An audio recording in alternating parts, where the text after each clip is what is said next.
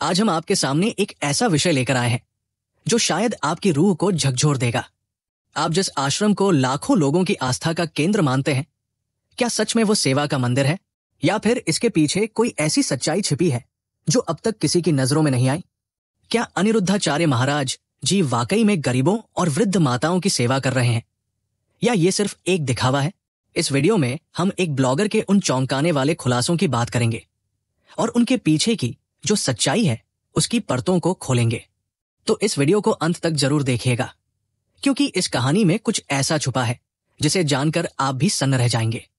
वृंदावन की गलियों में जब हल्का हल्का अंधेरा छाने लगता है तो हवा में मंत्रों की गूंज और सड़क पर दूर दूर तक बिखरी भक्ति की छटा एक अलग ही माहौल बना देती है।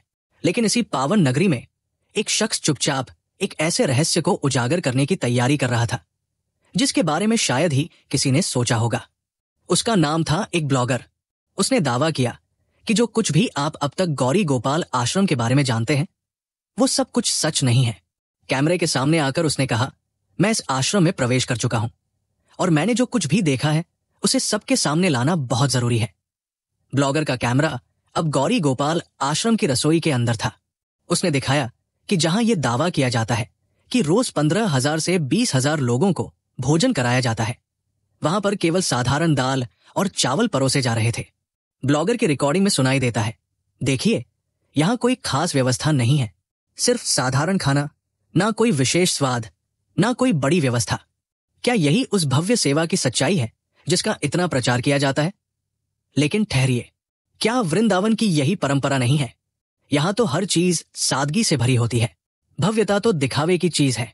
फिर ये आरोप क्यों लगाए जा रहे हैं? क्या ये एक सोची समझी साजिश थी? इसके बाद ब्लॉगर ने आश्रम में रहने वाली वृद्ध माताओं के कमरों का वीडियो बनाया।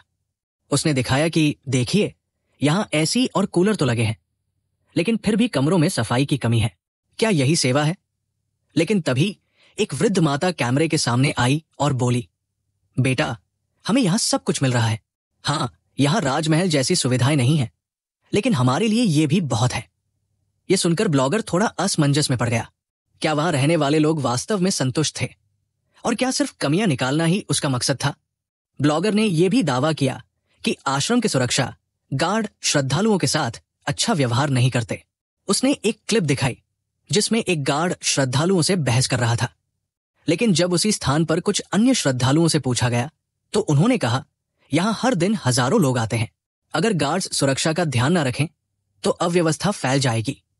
तो क्या ब्लॉगर ने सिर्फ नकारात्मक पहलू दिखाया और सच को छुपाने की कोशिश की? गौरी गोपाल आश्रम प्रशासन ने इस पूरे विवाद पर अपना जवाब दिया। आश्रम की ओर से कहा गया, यह सब हमारी संस्था को बदनाम करने के लिए किया जा रहा है। हम सेवा के लिए समर्पित हैं, और जो लोग इसे बदनाम करने की कोशिश कर रहे हैं वे समाज की भलाई में बाधा डाल रहे हैं। और फिर मंच पर आते हैं अनिरुद्धाचार्य महाराज जी। उन्होंने शांत स्वर में कहा, हमने ये आश्रम सेवा के लिए बनाया है। जिन्हें सच जानना है वे स्वयं यहां आकर देख सकते हैं। अब सवाल यह है कि इस पूरे विवाद की सच्चाई क्या है? एक तरफ ब्लॉगर के आरोप है तो दूसरी तरफ हजारों श्रद्धालु हैं जो इस आश्रम को सेवा का केंद्र मानते हैं। क्या ये वाकई सेवा का केंद्र है, या फिर इसके पीछे कुछ और ही कहानी छुपी है? अब ये फैसला आपके हाथ में है।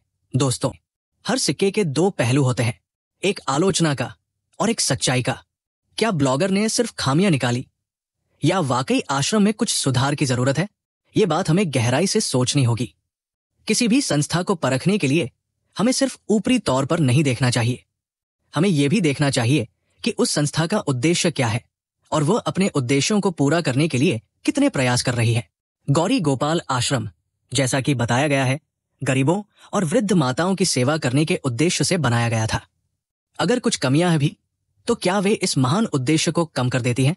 हमें यह भी सोचना होगा कि एक ब्लॉगर का मकसद क्या हो सकता है। क्या वह सच में सच्चाई को सामने लाना चाहता था, या फिर उसका कोई और निजी स्वार्थ था? आजकल सोशल मीडिया का जमाना है और कई बार लोग सिर्फ सनसनी फैलाने के लिए या अपने फॉलोअर्स बढ़ाने के लिए भी ऐसे दावे करते हैं। हमें यह भी याद रखना चाहिए कि किसी भी बड़े संगठन को चलाना आसान नहीं होता। जहां हजारों लोग आते जाते हों, वहां कुछ कमियां होना स्वाभाविक है। महत्वपूर्ण यह है कि उन कमियों को सुधारा जाए और सेवा का भाव बना रहे। वृद्ध माताओं का यह कहना कि उन्हें वहां सब कुछ मिल रहा है एक बहुत बड़ी बात है। हो सकता है कि सुविधाएं उतनी आलीशान न हो, लेकिन अगर उन्हें प्यार और सम्मान मिल रहा है और उनकी बुनियादी जरूरतें पूरी हो रही हैं, तो यही सच्ची सेवा है। जहां तक सुरक्षा गार्ड के व्यवहार की बात है, ये भी एक जटिल मुद्दा है। हजारों लोगों की भीड़ को नियंत्रित करना आसान नहीं होता और कई बार सुरक्षा कर्मियों को सख्ती बरतनी पड़ती है, लेकिन इसका मतलब ये नहीं है कि उनका व्यवहार हमेशा सही होता है। आश्रम प्रशासन को इस बात का ध्यान रखना चाहिए कि सभी श्रद्धालुओं के साथ सम्मानजनक व्यवहार किया जाए। अनिरुद्धाचार्य महाराज जी का ये कहना कि जिन्हें सच जानना है वे स्वयं आकर देख सकते हैं, एक बहुत ही महत्वपूर्ण बात है। ये दिखाता है कि आश्रम प्रशासन के पास छिपाने के लिए कुछ नहीं है। अगर कोई भी व्यक्ति सच्चाई जानना चाहता है तो उसे वहां जाकर खुद देखना चाहिए कि वास्तव में क्या हो रहा है। सिर्फ सुनी सुनाई बातों पर या एकतरफा रिपोर्ट पर भरोसा करना सही नहीं है। यह भी हो सकता है कि ब्लॉगर ने कुछ सच्ची कमियों को उजागर किया हो, जिन पर आश्रम प्रशासन को ध्यान देना चाहिए। आलोचना हमेशा बुरी नहीं होती। कई बार ये हमें अपनी गलतियों को सुधारने और बेहतर बनने का मौका देती है। अगर गौरी गोपाल आश्रम में कुछ कमियां हैं और इस वीडियो के माध्यम से उन पर ध्यान दिया जाता है, तो ये आश्रम के लिए और वहां रहने वाले लोगों के लिए अच्छा ही होगा।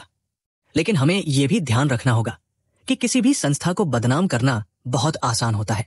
एक गलत खबर या एकतरफा रिपोर्ट किसी की भी छवि को खराब कर सकती है। हमें हमेशा सच्चाई को पूरी तरह से जानने की कोशिश करनी चाहिए और किसी भी निष्कर्ष पर पहुंचने से पहले सभी पहलुओं पर विचार करना चाहिए। गौरी गोपाल आश्रम लाखों लोगों की आस्था का केंद्र है। इतने सारे लोगों का विश्वास यूं ही नहीं बना होगा। जरूर इस आश्रम में कुछ तो ऐसा होगा जो लोगों को अपनी ओर खींचता है। हमें इस बात का भी सम्मान करना चाहिए। अब ये आपके ऊपर है दोस्तों कि आप इस पूरे मामले को किस तरह से देखते हैं। क्या आप ब्लॉगर के आरोपों पर विश्वास करते हैं, या आपको आश्रम प्रशासन की बातों में सच्चाई नजर आती है, या फिर आप ये मानते हैं कि सच्चाई कहीं बीच में है? अपनी राय हमें कमेंट बॉक्स में जरूर बताइएगा। आपके विचार हमारे लिए बहुत महत्वपूर्ण है। और हाँ, अगर आपको यह जानकारी अच्छी लगी और आप ऐसे ही और भी रहस्यों और सच्चाइयों के बारे में जानना चाहते हैं, तो इस वीडियो को लाइक और शेयर करना ना भूलें। और अगर आपने अभी तक हमारे चैनल प्रकाशित जिंदगी को सब्सक्राइब नहीं किया है, तो कृपया इसे सब्सक्राइब करें और हमें 1 लाख सब्सक्राइबर तक पहुंचाने में हमारी मदद करें। और कमेंट बॉक्स में जय मां लक्ष्मी, जय श्री हरि, हर हर महादेव जरूर लिखें। मिलते हैं अगले वीडियो में। तब तक के लिए जय श्री राम, हर हर महादेव।